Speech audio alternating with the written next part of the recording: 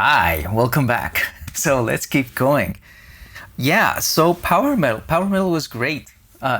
Is great. It's still great. I still love it. I still listen to it. And I love every second of it. The songs are amazing. Anyway, so what happened from there? Well,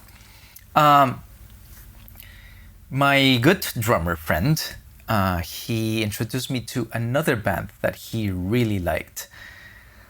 And this one was quite different to anything I had listened before, like honestly. And it's one of my favorite bands in the genre, and it's this one.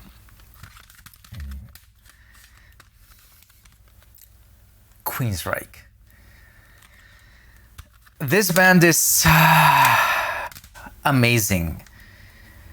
And what was so striking to me was he lent me, well, he made me a copy of this album, Operation Mindcrime.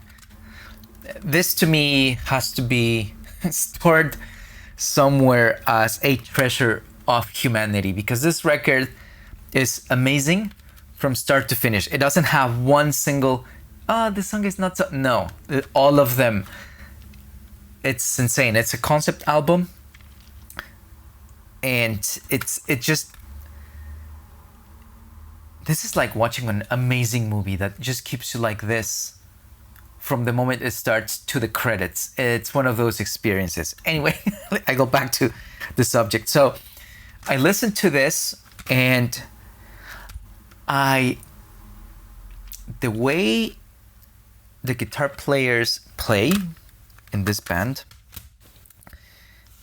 was whatever, nothing like any other band that I had heard before.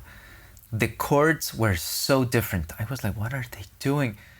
Like, it's not just like power chords. They had more stuff going on, but the clean chords were like, I was like, what is this? They were so like expanding. And back then I had no idea how to play these chords. I didn't know what they were. They're like mostly open chords, but I didn't know any of them, so I was not familiar with that sound. And these guys took me in that direction to start to like figure out what are these chords, because I did want to play chords like that. So I did spend quite some time studying what they did and how they work, and experimenting for months. But anyway, so they literally changed my playing a lot. And obviously I wanted to find more bands that played this kind of stuff. So one day I'm watching again Headbangers Ball on MTV. That was my show non-stop every week, and they played a music video from a band that just left me speechless, because it was exactly what I wanted. It was these kind of chords, but then it was even more complex, because the band was going into like weird time signatures and stuff like that. And that was another thing that I was not familiar with. Like, hard rock music is just 4/4 and that's it 98% of the time. But these guys were just living in like 5/4, 7/6 land, whatever, 9/8, and I was just like, what's going on? What are they doing? And with these really intricate chord changes, and the solos were amazing. Anyway, to introduce you to them, this is the band, Fate's Warning. Oh my God, they're incredible. Especially, this is the album that I just could not get over. It's the song that I heard on that night on MTV was from this album, Perfect Symmetry. They're an insane band. Insane. The complexity of the things they were playing was crazy. And I really spent a lot of time studying that kind of stuff, because I really wanted to play it. And up to today, I still really enjoy doing these kind of things in my music and listening to this kind of stuff. So that's it for me. Later on, I learned that this is called progressive metal. So I obviously started to look for more bands in that vein. So I'm gonna mention a few others that I've gotten into throughout the years. So the first one, which I think is a no-brainer for any prog metal fan, it's Dream Theater.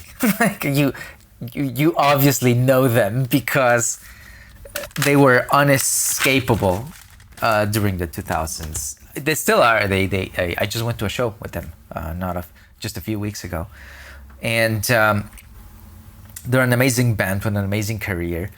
I will admit I don't listen to them as much as I used to these days because right now I'm into other things.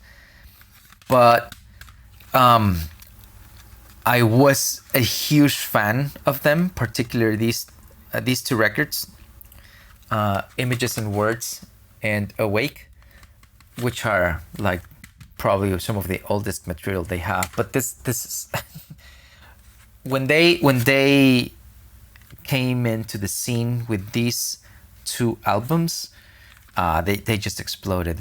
Especially like Pull Me Under from this record. You know that song, you know it. And if you don't, you should go listen to it now. So yeah, Dream Theater is an amazing band. Another one that I'm going to mention, even though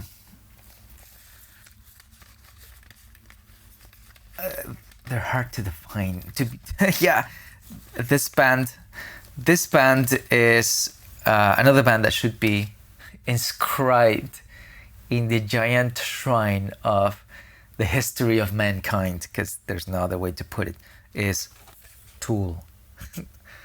Tool is a crazy band. I'm putting them here because they do have a lot of the elements of prog music in what they do, but they escape definitions. And all of their albums are insane. I got to know them through a music video from this album, from Undertow. Again, I saw it on MTV on Headbangers Ball, and it was sober.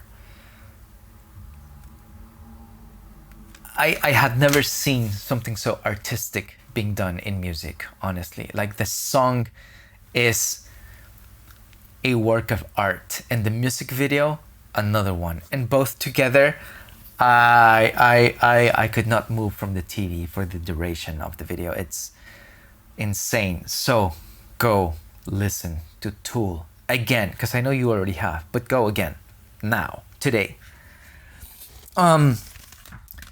Another band that I really like, I don't know if this is prog rock, because this is more a different thing. It's a side project from the singer from Tool, but it's A Perfect Circle. It also has this proggy vibes, but they're not as much entrenched in that arena, but I still like them a lot, so worth mentioning. And this is another artist which I really don't know how to define. He does his own thing. He has his own thing going. His own thing is amazing, spectacular, but again, they do have like proggy metal things in there, and it's Devin Townsend. I don't think there's anybody in the metal scene like him at all. And I just saw him live again a few weeks ago, and I cannot believe that after a career of 20 plus years, I don't know, he still sings like how he sings. It's insane. I've seen many other bands where the singer naturally, after so many years of touring and singing, they're just not there anymore. They just can't. It's normal. I mean, spend 25 years doing anything physical and you'll get worn out. But Devin, I don't know what he does, but keep doing it, man, because he is crazy insane. You have to listen to him. And on a more contemporary note, there's many newer bands, because this is all the stuff that I've showed you is mostly from like Yeah, it's been a while. But obviously, I've been keeping an eye on newer bands in metal and the prog scene and whatever. And there's quite a few doing some really cool things. We'll talk about that later on. But I wanted to mention one right now because this is my most favorite band in contemporary prog metal. They have other names for these subgenres now, but I don't care. For me, they're very prog, and it's Tesseract. Tesseract is an insane band. There's nobody that sounds like them right now in metal, for many reasons. But I really recommend you listen to them. They have awesome music, and if you're into prog, you're going to love them. So we're gonna leave it at that. Prog metal is something that really changed how I make music, how I made it back then. I really started to incorporate a lot of those ideas, like odd meters and crazy chord voicing, very open chord voicings, into some of the music that I was doing with my band in high school, which I can tell you right now, it was not metal at all. It was not related to metal at all. But I found ways of sneaking that into what we were doing, and it was great. I'll probably devote an episode at some point to talking about this band, because I can't believe how fortunate and lucky I was with the band I had in high school. I'll tell you that, for many reasons. We'll go into those later, and I hope some of my ex-band members watch that video. Anyway, so I'm gonna leave it at that, and as you can tell, I was going in a steady slide through the metal precipice. I don't know what it is. And this slide would take me onto other genres, and my thirst for more would eventually bring me into another two subgenres that I really got into. And I'll tell you how I got into that, because now we're getting into speed and thrash metal. So stay tuned for next week. See you there. Bye.